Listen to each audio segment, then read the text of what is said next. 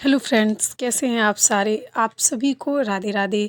तो ये है वृंदावन का दृश्य, जो दृश्य मतलब हर एक आत्मा को आनंद से भर देता है।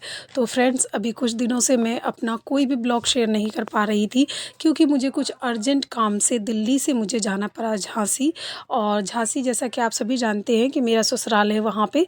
मैं वहाँ रहती नहीं हूँ, लेकिन फिर भी मैं कुछ काम था तो गई थी। और ये है मेरे ससुराल। तो ये मेरा ससुराल वाला घर कुछ इस तरीके का है। तो मैं गई थी 31 तारीख को झांसी, और ये 1 तारीख का वीडियो है। तो अगले दिन मैं गई थी ओरछा मंदिर, राम मंदिर, रामलला के दर्शन के लिए। आप सभी जानते हैं कि ओरछा में राम मंदिर जो है, राम राजा सरकार का मंदिर, ये बहुत ज़्यादा फेमस है और बहुत मान्यता है। तो मैं राम राजा के दर्शन करने के लिए गई थी यहाँ पे। और उसके बाद फिर अगले दिन मैं करौली माता के भी दर्शन किए थे।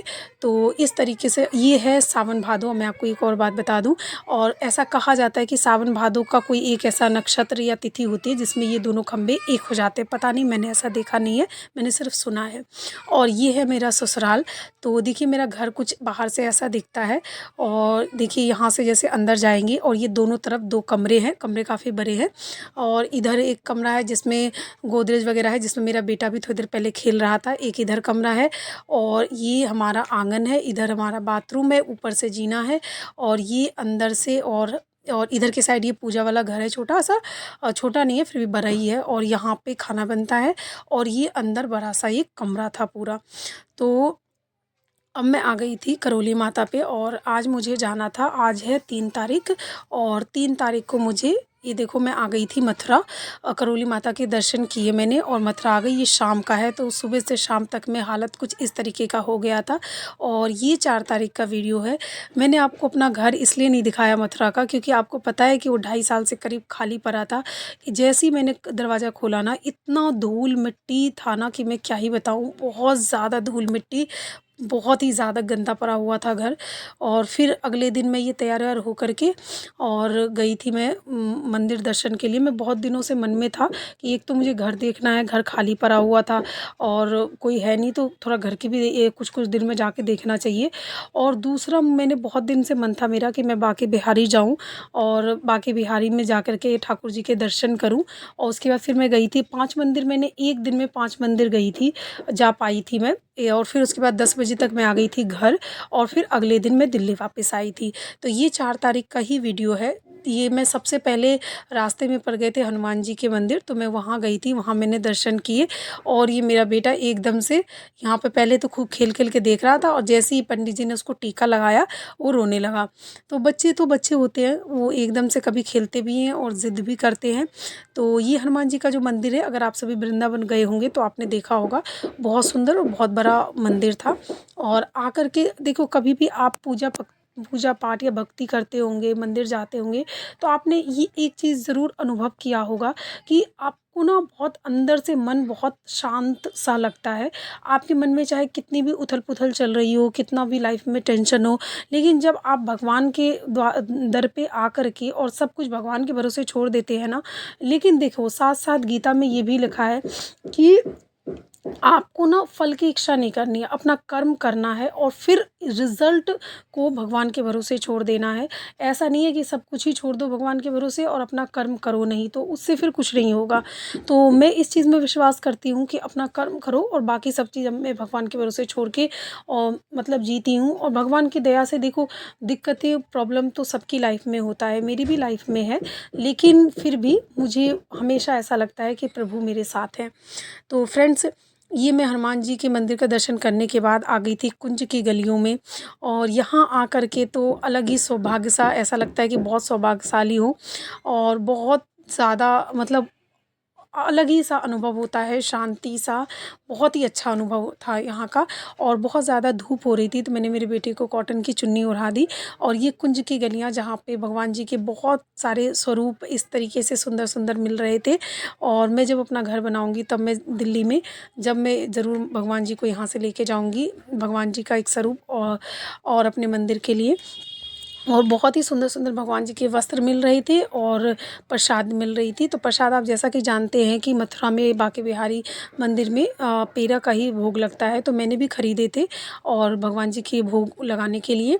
और उसके बाद ये देखिए धूप तो काफ़ी हो रही थी, तो मैंने दुपट्टा से ढक के मैं अपने बेटा को लेके गई थी। और ये देखो बहुत सुंदर धूप कितना भी हो लेकिन बस भगवान जी से मिलने का, दर्शन करने का मन में उत्साह था कि भगवान जी से मिलना है बहुत दिन बाद। और ये यहाँ से मैंने ले लिया है प्रसाद और अब मैं जा रही हूँ द्वारकाधीश मंदिर। अंदर अंदर तक ना कोई भी ऑटो या ई रिक्शा नहीं चलता है, थोड़ी सी दूरी पे ही उतारते हैं, फिर गलियों में आपको पैदल ही आना पड़ेगा, ज़्यादा दूर नहीं है, थोड़ा सा ही चलना पड़ता है। और ये देखिए ये मैं हो गई हूँ लेट, जस्ट कुछ मिनट लेट हो गई हूँ मैं। और अब क्योंकि कपाट बंद हो चुके हैं और अब 5:30 बजे कपाट खुलेंगे, तो वैसे तो इतनी दूर से आई हूँ मैं और इतने दिन बाद अब दर्शन के लिए आई हूँ दिल्ली से, तो मैं तो जाने वाली हूँ नहीं। मैंने ये निश्चय करा कि मैं इंतज़ार करूँगी, प्रतीक्षा करूँगी प्रभु का कि प्रभु दर्शन देंगे और तभी मैं यहाँ से जाऊँगी। तो अब कपाट खुलेंगे 5:30 बजे और मुझे 5 से साढ़े 5 घंटे इंतज़ार करना है। और मैंने यहाँ पे इंतज़ार करा और 5 से साढ़े 5 घंटे इंतज़ार करना मुश्किल था, बट नामुमकिन कुछ भी नहीं है। प्रभु का दर्शन करने की इच्छा थी और ये देखिए 5:30 बज गए हैं और भीड़ और यहाँ पे बढ़ गई है। और बस अब कपाट खुल चुके हैं और अब हम जा रहे हैं अंदर बांके बिहारी के दर्शन के लिए। और वाकई में ही जब हम अंदर गए ना, तो बहुत ही सुंदर छवि हमने प्रभु की देखी, बहुत ही मनमोहक छवि। इतने प्यारे से सुंदर से मेरे कन्हैया लगते हैं कि आपको मैं क्या ही बताऊं। उनका स्वरूप इतना सुंदर है कि मन को मोह लेने वाला, इतना इतना सुंदर अद्भुत। तो बस आप उनको देखेंगे और आपको ना उनसे प्रेम हो जाएगा, कुछ इस तरीके की छवि है उनकी और बहुत सुंदर। तो मैंने बांके बिहारी मंदिर में जाके ठाकुर जी के दर्शन किए और अब मैं जा रही हूँ इस्कॉन मंदिर। और इस्कॉन मंदिर जाने के बाद फिर मैं जाऊंगी लास्ट में प्रेम मंदिर।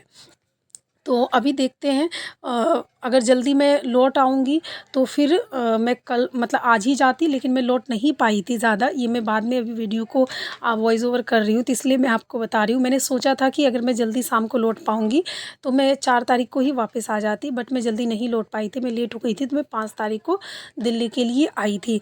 और ये वीडियो बहुत लंबा हो गया था, तो मैं इसको 2 पार्ट में आपसे शेयर करूँगी। आई होप आप वृंदावन का ये जो वीडियो है आप एंजॉय करेंगे और आप अपने जीवन में कोशिश करिए कि एक बार तो वृंदावन ज़रूर आइए और ठाकुर जी के दर्शन करिए। आप यकीन मानिए आपको यहाँ का जो वातावरण है ना, वो आपके अंदर के मन को मतलब बहुत शांति प्रदान करेगा और आपको ज़रूर जीवन में एक बार आना चाहिए। और मैं आपको एक और बात बताना चाहूँगी कि यहाँ के जो लोग हैं ना, वो इतने अच्छे और इतने मतलब प्यारी बोली होती है ब्रिज की, कि अगर आप कहीं से कुछ सामान भी खरीदते हैं ना, तो वो आपको ऐसा नहीं बोलते कि दीदी ये सामान इतने का है या भैया ये सामान इतने का है। आप कोई चीज़ पूछेंगे कि ये चीज़ कितने की है या फिर कुछ भी, या ये रास्ता कहाँ से जा रहा है, तो आपको वो बोलते हैं राधे ये रास्ता इधर से जा रहा है। या कोई सामान का आप पूछते हैं तो वो कहते हैं राधे ये चीज़ इतने की है। मतलब आपको ना वो ये दीदी या भैया इस तरीके से वो नहीं पुकारते हैं, वहाँ पे पुकारने का स्वरूप ही है राधा।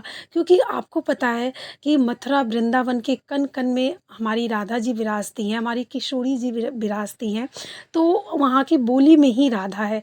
तो वो आपको राधा ही कह कर के बुलाते हैं और राधा ही कह कर के आपको मतलब नमस्कार भी करते हैं। राधा राधा ही वहाँ की बोली है। मैं तो कई साल रही हूँ, मेरा घर है, तो मुझे ये पता है, मैं बस आपसे ये शेयर कर रही थी। और जब हम ये सुनते हैं ना, तो बहुत ही ज़्यादा मधुर लगता है। हम हमारी राधा का नाम सुनते हैं तो बहुत मधुर लगता है। तो मैं तो बहुत दिन बाद गई थी, तो मुझे क्योंकि रुद्र जब से हुआ है तो मैं एक बार भी नहीं जा पाई थी और मैं दिल्ली शिफ्ट हो चुकी हूँ, तो फिर बहुत मुश्किल से मिल पाते हैं टाइम।